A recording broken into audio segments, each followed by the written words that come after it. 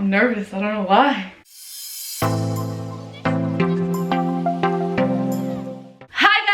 The video you've all been waiting for, our experience with Theresa Caputo. On my right, I have my dad. To my left is my mom. And we have little Adeline here. And we thought, why not just go ahead and do it in Daniel's room? Because it is all about Daniel anyway. So we're here in his room. So we are gonna go ahead and just basically talk and share our own experience. It's been 2 weeks since we've seen Theresa. And we've been meaning to do this video for the longest time. But we've just had so much going on with parties and families being over and stuff like that. But nonetheless, we are here now. Okay, so first of all, I want to give a huge thank you to my friend Juanita for buying these tickets for us. It was a gift from her to try to see if we can get a reading out of thousands of people to see if we can get Daniel to come through. And ladies and gentlemen, he came through. I was telling him, I was like, you better come through. You better come and start bugging Theresa right now because we need to hear from you. We need to make sure that you're still here with us. And he delivered. He was definitely there. I didn't even know she was coming.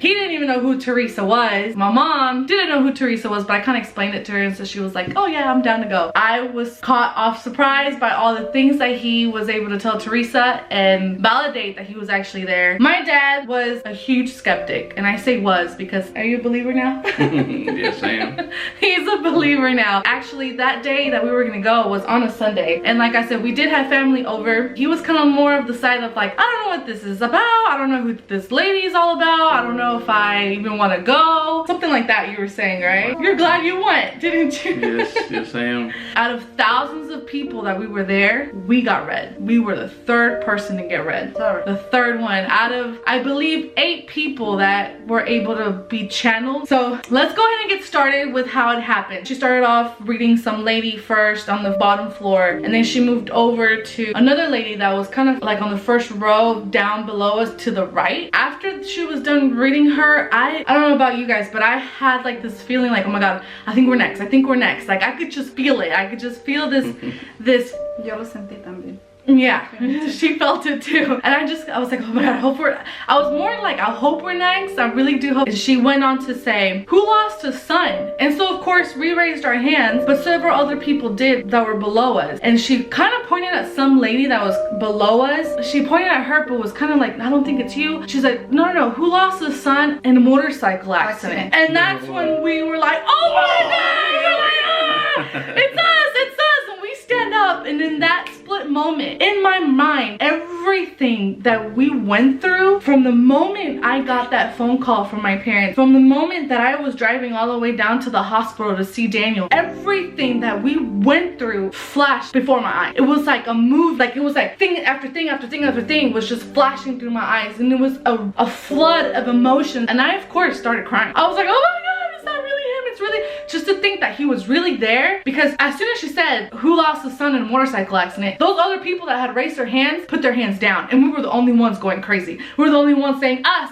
We wanted to get her attention because we were way up high, and she was only getting people that were near her. So for us to have this reading, or for Daniel to come through, we wanted to be sure that she did not go with somebody else. And so she looks at us, and you can just see her go, yeah, she just knew it was us. And we're over here breaking out. My dad, I think it's still kind of like, I was like, oh, she's coming.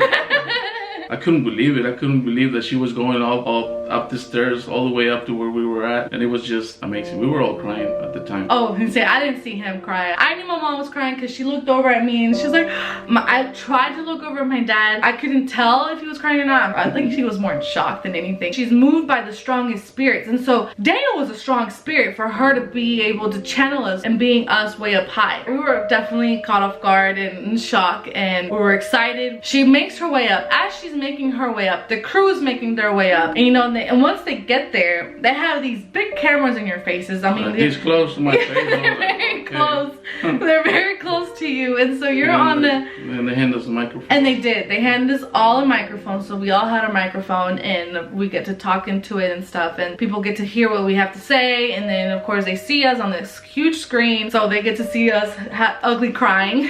We're like. The very first thing she says is, do you guys have his clothes that he wore on the accident? And we do. His clothes are in here. I won't take him out just because we won't take them out. But his clothes are there. And not a lot of people know that. Keep them.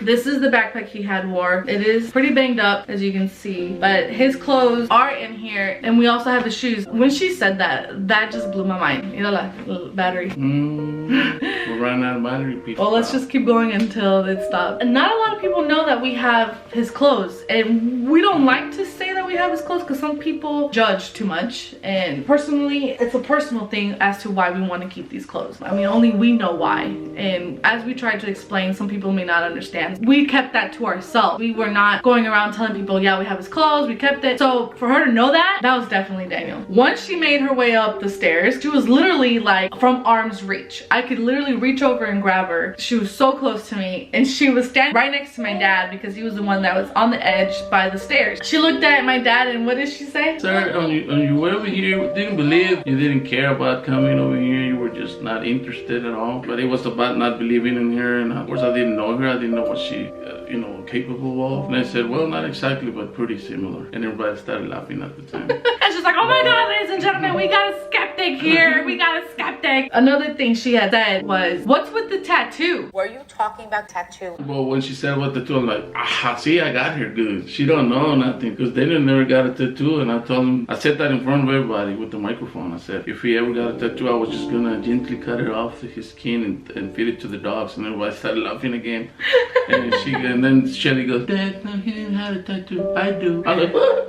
She's right here next to my wife. And I'm like, you have a tattoo and I don't know about it? And then people kept laughing about it. It's about something nice that she had it done because of her brother. And of course, I'm not gonna cut it off. You can talk about what it is. It was quite hilarious. He didn't see my reaction, but I was like, oh my God, no, he did not just bring up my tattoo. And I had told Daniel, I said, you better not mention my tattoo, but only mention it if you feel that it's gonna make me believe that you're truly there. So that was okay for me that he actually brought it up. And of course, she got it after he passed, not before. Well, yeah, I got it. That's something they need to know. Yeah, I got it. And I'll show you guys what it is.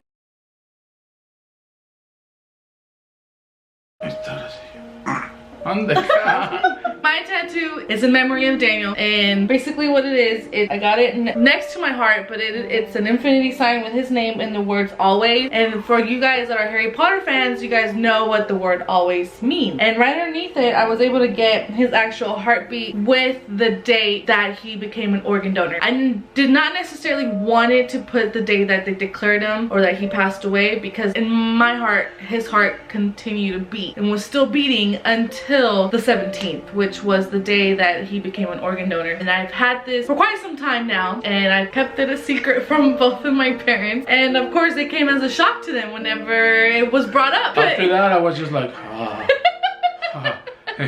she knows what she's talking about. Yeah. And everybody was like, oh my gosh. I mean, 1 minute everybody was crying, next minute everybody was laughing about things, and we were all couldn't believe what was going on. Because right after that, I think that's when she brought the number 3. Yes, that is true. All my family, pretty much, all my relatives and friends, they all know about number 3. I told them in the past, but of course she doesn't know me, and she brought it up. And I'm sure that was my son. That I'm sure he was like, come on, tell my dad about the number 3. Come on, that's gonna get him. That's gonna get him.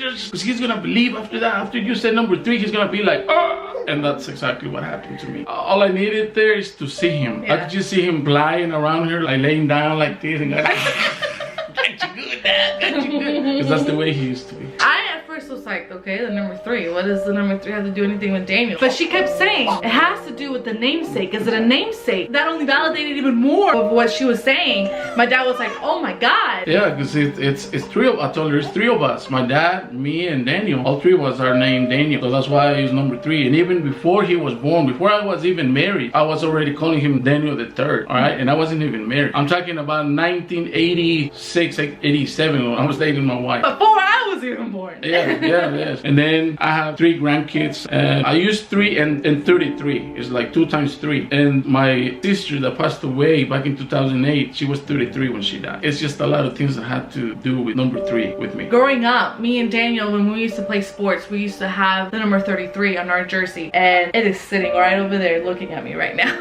I can go get it. Here's the front and here's the back.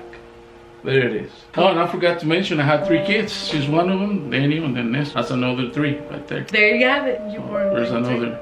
There's another. Oh, and my birthday's August 3rd. August 3rd. It's just so amazing to see that. I looked over at him and he was just blown away. And I knew right there in that instant, she had gotten him over to the believer side. Yeah, because after that, I had no doubt. And I even said, I don't remember if it was right then or maybe Yes, a few it minutes was. later. No, it was I right just there. grabbed the microphone and I was shaking. I'm not afraid of microphones or anything like that, but I couldn't believe what was going on. The emotion And was so intense. I told everybody, people, I want you to know that she didn't hire me to say this. She knows what she's talking about. And everybody was going like, and I bet Daniel was doing that too, because I know I could almost see him going like, yes, Dad, I got you. I got your attention, baby. I got you. This is what I needed. Because I didn't believe it. It's not that she reads minds. It's that I believe now that Daniel was inside the car with us while we were traveling there. And he was thinking, Dad, I'm going to get you. I know how to get you. He definitely got all of our attention. I honestly felt like there was no other way for me to be able to show both of my mom and dad my tattoo, because like he said, he's so against them. You know, for me to say, Dad, I got a tattoo, it was by far the most hardest thing for me to process and try to explain it to him. And so the way it panned out was the most beautiful way it could have ever happened. Oh, right after that, she said, oh my God, I'm trying to have a serious conversation with this guy. Yes. And he is cracking jokes. Yeah. He just keeps cracking jokes. And that's exactly the way Daniel was. it was Exactly. spot on. It was And every little thing she was saying is like, you can almost just see him inside of her. And she did mention that Shelly was in his room, this is his room. And she sold her house, so you don't need to rent an apartment, just come live with us. Use Daniel's room. So she said, were you in Daniel's room? And I was like, again. I'm like, yeah. And then, did you leave your jewelry in there? And she still has her jewelry hanging on, right behind the door. Yeah, I did stay in his room. And when I moved out, I forgot my jewelry. I forgot. It was behind Daniel's door. I didn't see it. I left it there and I've been meaning to take it home with me and I just keep forgetting. She went out to say, do you guys feel his presence or do you guys see shadows? And the reason why I'm saying that is because he showed me 3 doors in a hallway, which basically is the exact same layout that we have out here. You have the hallway with the 3 bedrooms and the bathroom. And do you see the shadows in that hallway? Know that is your son's soul that you are seeing. And your son says, no one will ever forget me. Because that's also one of your fears as well. Is that correct? So you know that his soul is safe and at peace. And that's her symbol that Daniel is still around. And the weirdest experience that has happened that's going on to him. What happened? I haven't seen shadows or anything like that. It's just that a lot of people told me when he first passed, they were just trying to help me, to take me out of what I was going through. And they just told me, I don't think it's a good idea for you to go into his room every day. Well, I've been doing that every single day, in the morning and at night, because I used to do that when he was here. This is his bed, and I used to come here and say, good morning, mijo, and give him bendición, the blessing, in the morning and at night before I go to bed. So the first few days or a week, I would come here and say that and just started crying because he wasn't there to say I love you to Dad, like he used to say. That still hurts. I would love to hear him again with his loud voice telling me. He never hesitated to respond back. He'll always say, I love you too, Dad. So after a few months, me doing that, I've never seen shadows or anything like that. Here's a picture of him. It's paper. And it's just sitting there, and I always come here and give him bendición and kiss him. And when I put it there, I was probably not putting it on there right or whatever, but he would wait for me. He's done it 3 times, not 3 different days like in a row, but 3 times within a few months, to where when I'm standing by the door right before I close the door, or I mean not close the door, but turn the light off because the door is always open, this picture will do this. Like that, follow like that. Like saying, I love you too, Dad. And I'm not lying to you. I have no reason why to do that. So she told us to look for signs, to keep our eyes open, to keep our ears open. And that's exactly what we want to do with you guys. To send this message to everybody that lost a loved one and sees signs. If they like music, we've seen videos or we've seen people dancing. When we're thinking about them, we're talking about them. And then a few minutes later, somebody will be singing or dancing the same kind of songs that he used to dance. And that's exactly what she was talking about. That's them trying to show you that they're around you. They're always there and they can hear you. They can see you and they can hear you. So now I don't feel like a crazy person coming in this room again. Now I feel free to talk to him all the time. And then sometimes in the morning before I go to work, I used to tell him, "All right, mijo, I gotta go to work. I'll see you this evening." And then sometimes I'll go like, "Hey, come on, let's go. Come with me." And I'm thinking he's coming with me, going to work with me. It's all up to you if you want to believe or not, but there's a magic to it. If you use that magic, you will become a free person. You will be able to breathe again. You will feel like your chest is not pressed anymore. Me personally, this is the message I want to send to you guys out there. And if you're thinking that you could have done something different to save your loved one's life, don't put that on your back. Don't do that. You need to stop that because nothing is going to change. Everything that happened, it's already in the past. And I don't care if you wait 1,000 years, which we're not going to live 1,000 years, nothing's going to change. Everything will remain the same. The one that needs to change is you. You're watching this video. If you think this is good, take it and use it. And just talk to your loved one. They can hear you.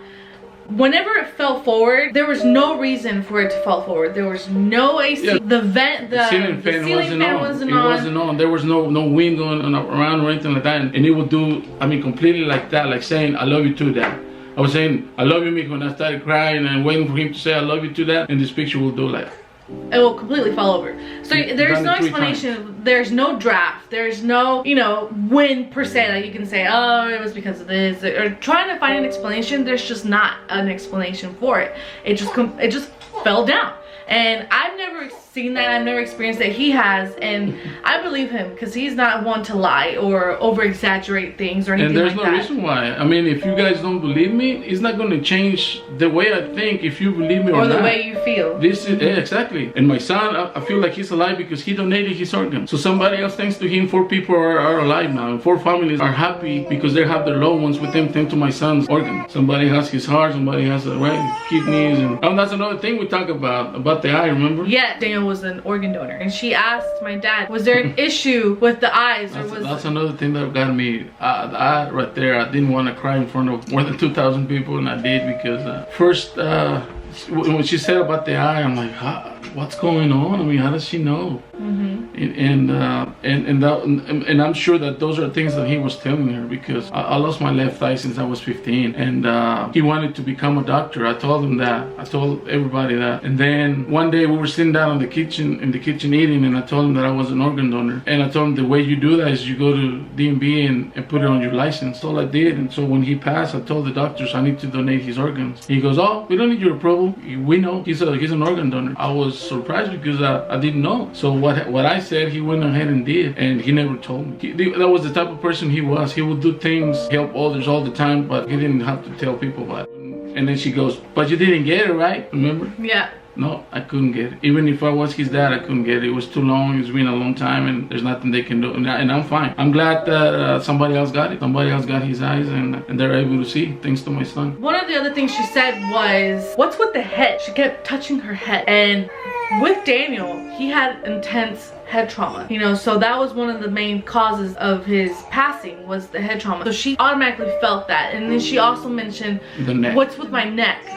I feel like I'm trying to cough, but I can't." While Daniel was in the hospital, he was intubated to help him breathe. There were times that Daniel would get up and try to cough. He was always unconscious. Let me just clear that out. He never was conscious. As soon as he hit, he was unconscious and never regained consciousness back. But there were times while in the hospital that he stood up and tried to cough out this tube. And Theresa pinpointed that. She pulled that out and she said, "I can't cough. He's showing me that he had something in his neck." And it was that. She also asked, was there a delay in time in paramedics getting to him? I feel like there wasn't a delay per se. It does take them some time to get to him, but from what the hospital report says, it took them about 12 minutes or so to get to him. What there was a delay though was in letting us know.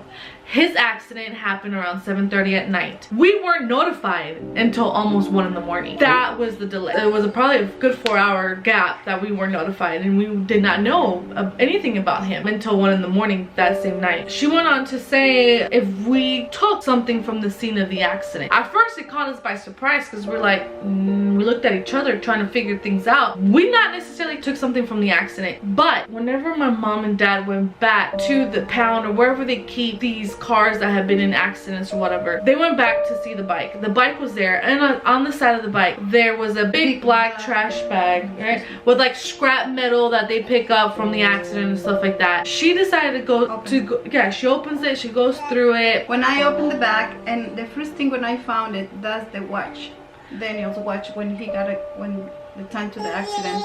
The watch is still working. That's the very first thing. As soon as she opened it, she saw the watch and she's like, oh my god, it's the watch. That's the exact same thing Theresa said. Yeah. Did you guys take something from the accident? It had to do with time. The time. To do with time. And we're like, the watch. And she asked, she said, does it still work? Because she's showing me that it stopped at a certain time. And we're like, yeah, it does still work. And her meaning of that, her meaning of it being stopped at a certain time, it means that we either stop at a certain time, day, month, or week, or whatever, and we stop and reflect what happened. And that is so true. I personally, and I know she does too, I used to always stop on the 9th, which was the day of the accident. I would stop on the 10th, and I would stop on the 15th, the 17th, and the 20th.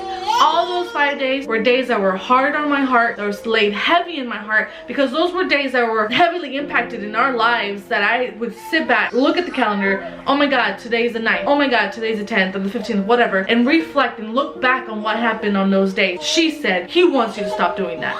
And I did it for the first couple of months, but then after that I said, if I keep doing it, this is what I heard from the Pope. The priest? Oh, the Pope? The Pope said, if you keep bringing bad memories or something that hurt you, like you're stabbing yourself. You keep hurting yourself with things that are not going to do you any good. Your son doesn't want you to do that. You need to stop doing that. And I did. I don't care if it's the 9. The 9 already happened. The 10, the day we went to the hospital, the day they told us he may not last 24 hours, the day he died, the day he donated his organs, that's in the past. And we need to leave it there. If we keep bringing it back every single month, it's like living those bad moments again every month. And that's one thing that I told him a long time ago, to stop doing that. It's not that I'm forgetting about him. It's that I want to be alive. I want to be here. I want to be complete. Exactly. I want to be able to enjoy my family, enjoy my kids, enjoy my grandkids, my friends, myself, my work, my life, everything I have around me, because that's what Daniel wants me to do. He doesn't want me to remember this, because then I'm going to make him feel guilty. I'm going to make him feel that thanks to him, now I'm living a horrible life. And that's not true. He didn't plan to have this accident and say, oh, I'm going to hurt you, Dad, with this. He didn't do that. It was an accident, all right? It's nobody's fault. That's what she said. She said that he wants us to stop doing that.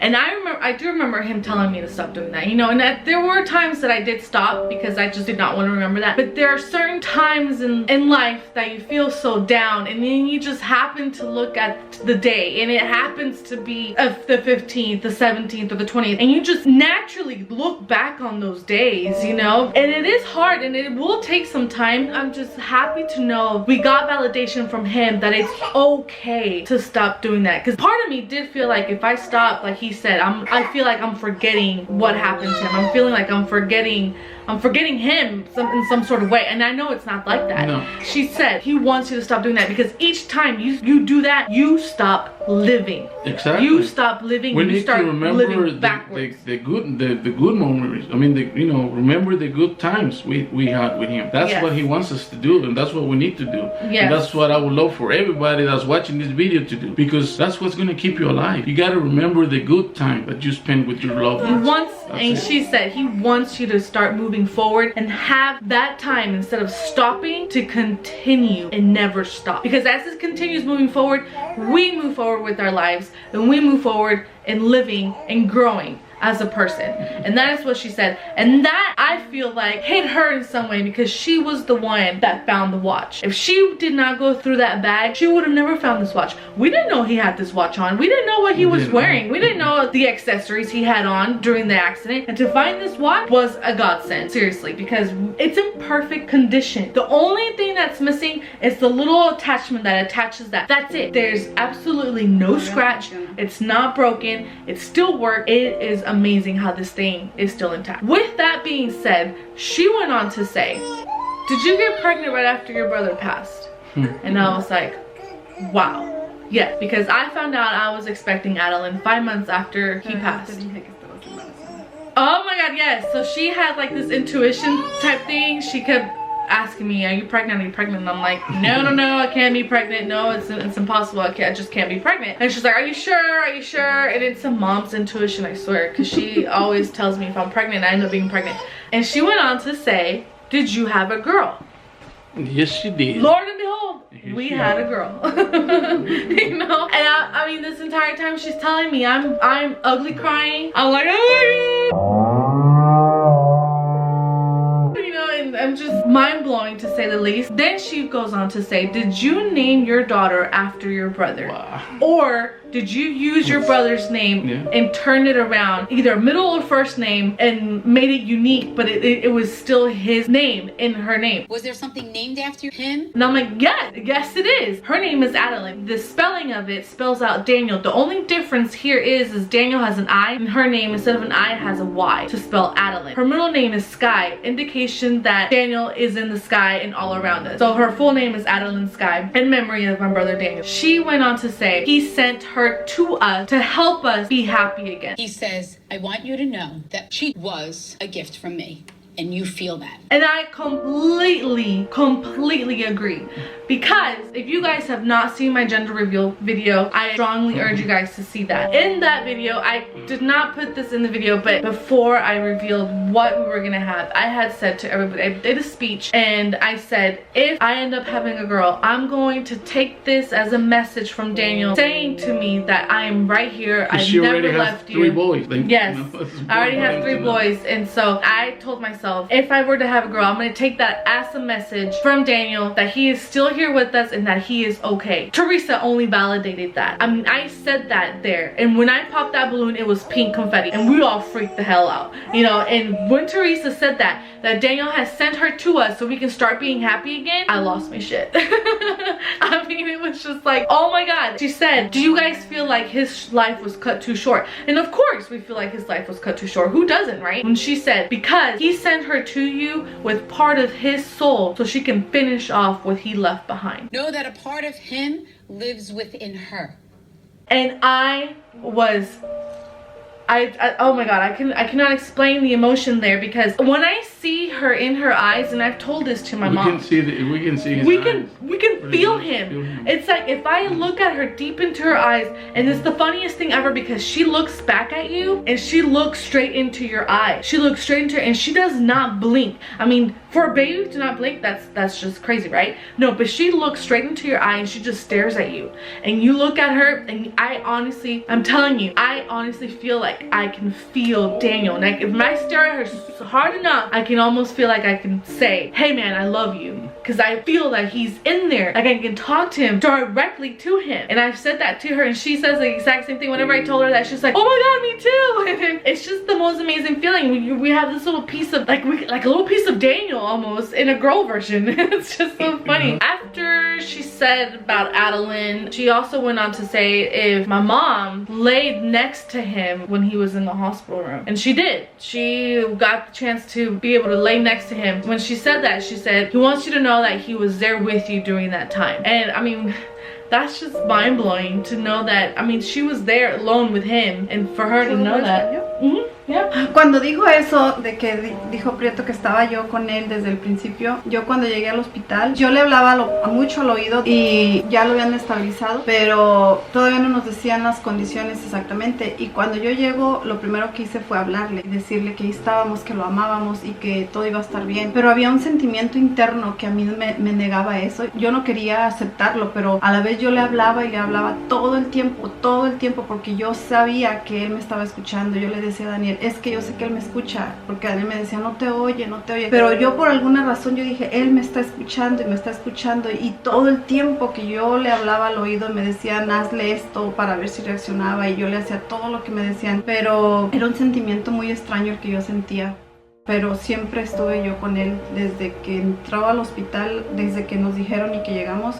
Y cuando me dijo eso la señora Theresa, yo me sentí como que él estaba agradeciéndome y estaba consciente de que yo estaba con él todo el tiempo. Y me dio una tranquilidad darme cuenta que él se dio cuenta que estuve con él. She went on to say that Daniel did not suffer whenever the accident happened, that he did not feel anything. And so that to me helps me know that he was not suffering that entire time that he was at the hospital. So all in all, that is basically what we can remember right now. I'm sure we're probably missing a small detail here and there, but basically all the main things that were something that really touched us and impacted us were just now said. But that is basically it. I mean, Theresa did spend a good 30 to 35 minutes with us the entire time there, and we were probably one of the longest readings that she had that night. And we were just so fortunate because out of an event center of more than 2,000 people, we were the third ones to be read out of 8. We were just blessed and fortunate enough that Daniel came through and delivered the messages that he delivered, because he has certainly brought us immense love and I feel like closure. Like my dad said, we don't feel like a crazy person. Constantly feel Daniel around me. I feel his presence and I constantly talk to him. And there were times where I'm like, oh my God, I'm probably talking to nobody. I'm probably going crazy myself, you know? But no, he's definitely there. And Theresa said it. Look for those signs. The smallest little signs. You may think it has something to do with your loved ones. It's them. It's definitely them, you know? And I feel like I have gotten some type of closure, and I totally feel like he's around me, and I'm just gonna keep living that way and talking to him like I do every single day, and inviting him to go places every single day with me, because you know what, he's here, he's around us, and I could not be happier. The main thing is to deliver this message that even if you don't know me and I don't know you, I just want you to know that your loved one can hear you, can see you again, and that you need to be happy. You need to enjoy the rest of your life. You need to love the ones around you. You need to do the things you didn't do with that loved one, do it with the loved ones that you have around you. Don't waste any time. Don't waste a day or two or a week or a month or a year. Just do the best you can every day. Yo quiero compartir una experiencia que como mamá, Dios me prestó a mi hijo 24 años y 8 meses, y desde el momento que me dijeron que ya no había más que hacer, yo se lo entregué al Señor con todo el amor como Él me lo prestó. Mi conciencia quedó tan tranquila que me siento tan feliz de haber compartido con Él esos años tan bellos, tan hermosos. Él me regaló tanto amor, me dio tanta alegría que ahora me la sigue dando. Aunque Él no esté aquí con nosotros físicamente, Él con nosotros está a cada momento, con la intensidad que nosotros lo queremos sentir. Es con la misma intensidad que nosotros lo sentimos, lo vivimos, lo palpamos. Entonces para mí Él ya se fue físicamente, pero lo tengo aquí. Dios me lo presenta en cada momento, y pues quiero que todas las mamás les den a sus hijos todo el amor que le puedan dar en la tierra, para que después no sientan que algo faltó. Entonces yo las invito a que sigan adorando y amando a sus hijos, no adorando, amando a sus hijos, porque Dios nos los ha prestado, y tenemos que amarlos como Él no lo pide. One thing I want to add as well is take more pictures. You have no idea how pictures have become a treasure to us. Pictures, videos, anything. Capture that moment. You will love yourself for taking those pictures, for taking the time to take that video. Give yourself that privilege to have those memories, because God forbid something may happen. All you have left are pictures and videos. So take that time, take that chance, pull out your phone, pull out your camera and snap it and save it for a lifetime. Please, I cannot urge people enough about taking pictures and video, because that's the only thing you have left. When I come across a picture of Daniel, it's like finding treasure, like a golden pot of treasure, and it's something so amazing to find and see it once again and relive that memory once again. So I cannot express myself enough. Take that picture, take that video, take time out of your day to treasure and capture that moment for a lifetime. But do it. Make sure you're in that video too, because I always recorded him and take pictures of him, but I'm never there with him. I feel bad because when I'm trying to find pictures with me and him together, there's very few, because I'm not the type of person that's like, selfie, come on Daniel, let's take a selfie like people do. I don't do that. Like she's saying that we need to have that. The most important thing is to have it here and here, and that until I get old, maybe I'll start forgetting things. I will always have them. I love you, mijo. Charlie, who's this? Who's this? Pito. Pito. So shy. I want to urge every one of you guys, if you have lost a loved one or somebody dear close to you, if Theresa is to come to your town, go see her. You may never know if your loved one may come through or not. It has brought us so much comfort and peace. You have no idea how much it has helped us out. Even if you're not one of the lucky ones like we were, exactly. Once you see what happens around you, you will believe. That's all you need, because it's impossible for her to bring each and every one. Imagine imagine it was more than 2,000 people there. Yeah. There was no way she was going to be able to do everybody. But then whenever things like this happen and people see our reaction and that's why I brought it up. I said she didn't hire me to say this. I'm not getting paid. I'm not somebody that's working for her. Everybody believed. Everybody, was happy about what I said, and even she was, right? Yes. She was like, can I believe you said that? But yeah, I need to say it because I'm sure there's a lot of people like me that didn't believe. I'm very sure about it. Yeah, because people think that she Googles you or whatever. These tickets that were bought were not even under our name. It was under my friend's name who bought the tickets. So there was absolutely no way. Even if she did try Googling us, she had no information of us to even find out where we live. No. So she pinpointed everything down to the last detail. Even like he said, even if you don't get read, just the experience alone, just to see and witness the experience there live and in person has blown people away. Because whenever we got out of the auditorium, we waited for my mom. I think she went to the restroom or something like that, but we waited off to the side and people were coming out. People were walking up to us and congratulating us and hugging us and telling us how beautiful this message was and how it touched them and it impacted them in a positive way. I mean, even though it had nothing to do with them, just the story alone, them witnessing it and feeling the emotion and everything that was happening impacted them so much. I mean, it's insane how many people have reached out to me on Facebook. I remember this lady that came to, you were there next to me, and she said, oh my God, you're so funny, keep that, don't ever change that. And I love that because I wasn't trying to be funny or trying to be, to get people's attention or get them to like me. No, it was just Daniel that was inside of me too. I was just being Daniel. That's the way he was. And when people try to thank me for that, I said, don't thank me, thank my son. Because thanks to him, I'm living the life he was living. I'm trying to be the way he was, to be happy. Because he will enjoy life from day one. Una cosa, Prieto se accidentó el 9 de febrero. El día 10 era mi cumpleaños. Yo celebré mi cumpleaños a un lado de él en el hospital. ¿Qué celebré? Esperando que Dios me dijera, él va a vivir, después de la noticia que nos dieron, que no pasaba de 24 horas. Pero ¿saben qué aprendí? Que no hay un 10 de febrero para mí. Todos los días yo nazco. Es celebrar la vida porque Dios nos da la oportunidad de vivir todos los días desde la mañana que abrimos nuestros ojos. Darle gracias a Dios porque nos dio la oportunidad de vida. Y que mi familia, mis hijos, mis nietos y todos, la parte de mi familia estén bien. Eso aprendí de parte de lo que pasó.